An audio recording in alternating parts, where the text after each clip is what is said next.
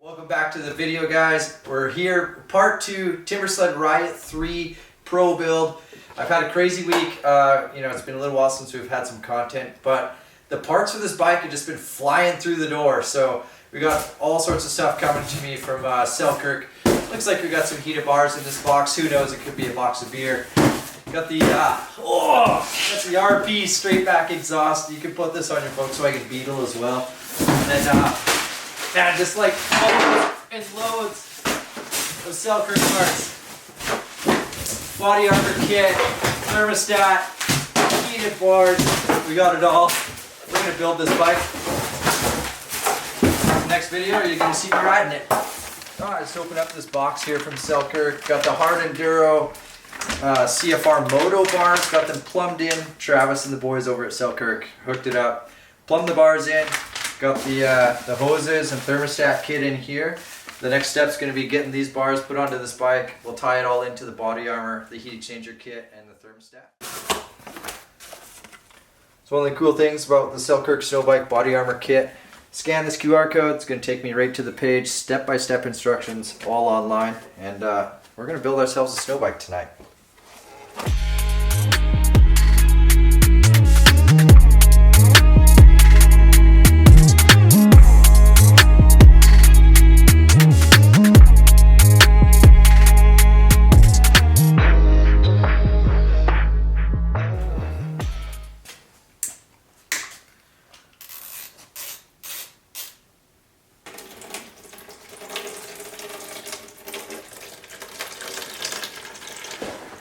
So we got the bars plumbed, and what's next once the bars are in, man. I say in, but they're mounted into the clamps. Now we're just going to start stripping the bike down. We're going to take this the silencer off of the back of the bike, take the header off of the motor, and then we're going to start tying the thermostat into the cooling system. Then we'll be able to plumb the bars into that, and then start building from the bars back off of the bike. I have our engine armor kit, and one of my favorite parts about the whole engine armor kit of the Selkirk is it has a heat exchanger at the bottom. So the snow comes up, hits that heat exchanger, it cools the coolant, and it keeps the bike at a nice medium temperature.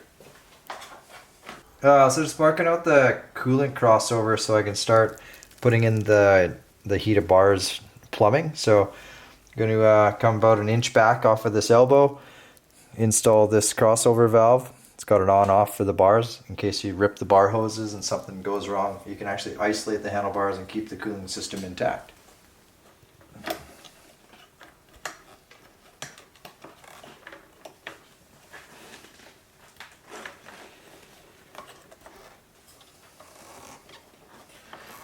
Oh shit!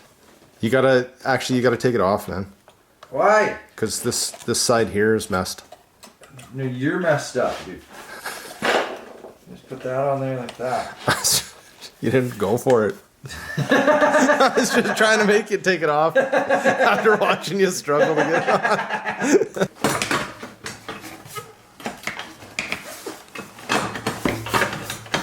Oh, bugger. We could just do a whole YouTube thing of you struggling. Everybody thinks that I'm like pretty mechanically inclined. Nope. Really wrong.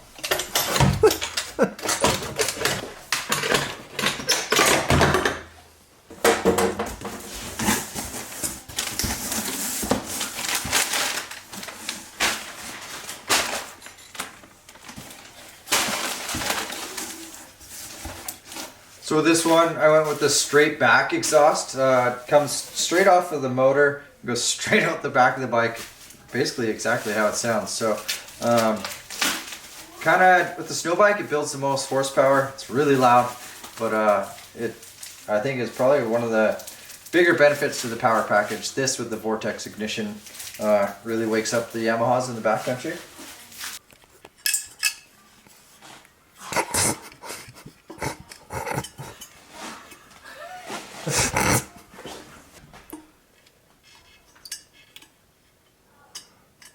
You gotta go down a little bit. Oh, you got it! Blind, small fingers. Hey, what them fingers do? Spin nuts. So we've made some progress on the bike. Got the exhaust on, got the heated bars all hooked up, plumbed in, and now it's time to put on this heat exchanger. So to kind of lay it all out, this heat exchanger is against the bottom part of the bike. It's down closest to the snow, and the cold snow comes up, hits this warm heat exchanger, cools the coolant, then the actual overall coolant temperature of the entire bike stays a lot lower temperature. That in junction with the thermostat will just keep this bike at a nice median temperature and make the most power.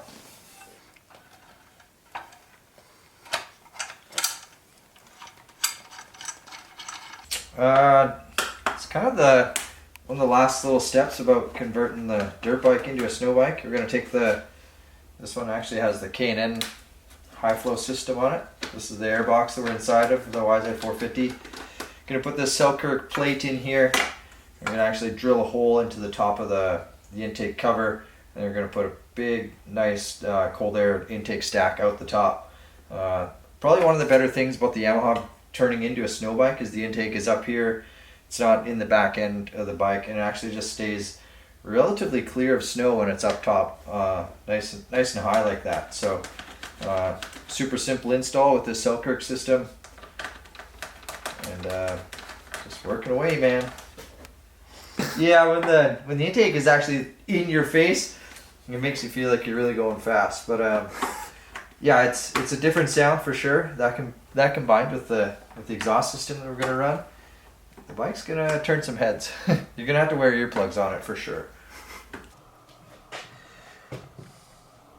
What are we doing, Turkey? I'm just like exercising my kindergarten tracing skills here. I didn't have a hole saw drill big enough, so I called a friend, and he didn't have one big enough either. So we're gonna we got the main hole drilled out. Now we gotta pretty much just use the knife. We got this little deburring tool, and then just try and get it out and get a nice tight fit of this silicone sort of adapter that goes on top of the intake. And then our intake cone is gonna go on top of that.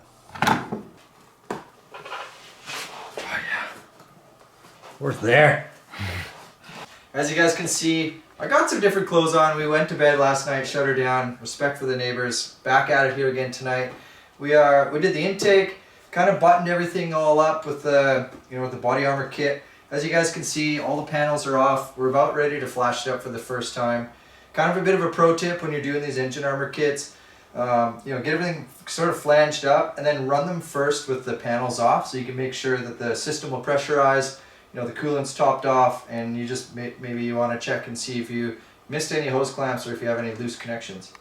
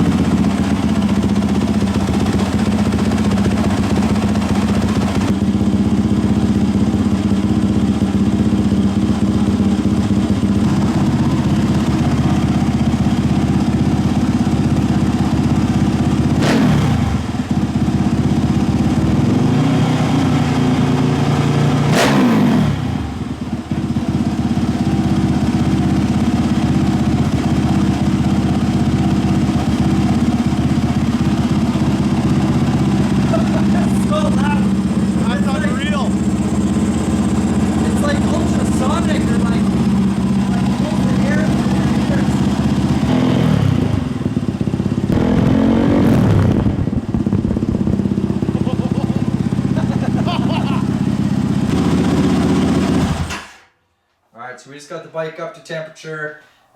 We pressure tested everything, so the entire coolant system got up to temp, about 190 degrees, right up into that sort of prime, operating temperatures when we'd be out in the snow. Didn't notice any leaks. The bars got really hot. Yeah, props to Selkirk for making an insane system for getting these bars heated. You can actually run like a moto glove on this bike. We're going to shut it down now. We're going to basically just flange up the rest of the engine armor kit, get it all bolted up, put together. It's going to start looking like a snow bike. It's going to be ready for the snow, and we just need more of it to fall, and we'll be out snow biking.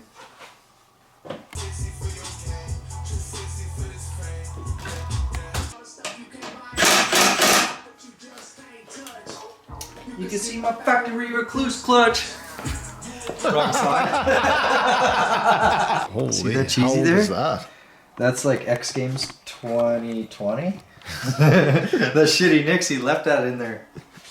It's been hanging on to it. 2020 cheesy. Yeah. He's a good. Jalapeno cheddar. Mix that with the Jack Link's turkey. Alright, here it is, guys. 2023 Timbersled Riot 3 Pro. It's complete. We got the Selkirk body armor kit on there, Selkirk heated bars, Selkirk intake. Got the RP race exhaust on it, straight back, so it goes off the motor, goes straight out the back. You seen it earlier, shooting flames, doing all sorts of cool stuff. We did a Vortex ignition from C3 Power Sports, and man, I'm excited to get this thing out on the snow. All the hard work is done now. Now it's time to go out and enjoy the fruits of our labor, and really looking forward to it. Props to Selkirk for the fit and finish of this kit. I mean, the body armor kit or the engine armor kit really makes it look like a snow bike, and that's what really sets it apart from being just a dirt bike with a track on the back. So you know, it's kind of a one-off build for me. This is something that I kind of build and have in the stable, but yeah, really just kind of looking forward to see what I can do with it, see what I can get into with my friends, and snow bikes with a big group of snow bikes is a really good time. So if you guys like this video, make sure you hit that subscribe button, smash the like button, turn on your notifications. We'll see you in the next one.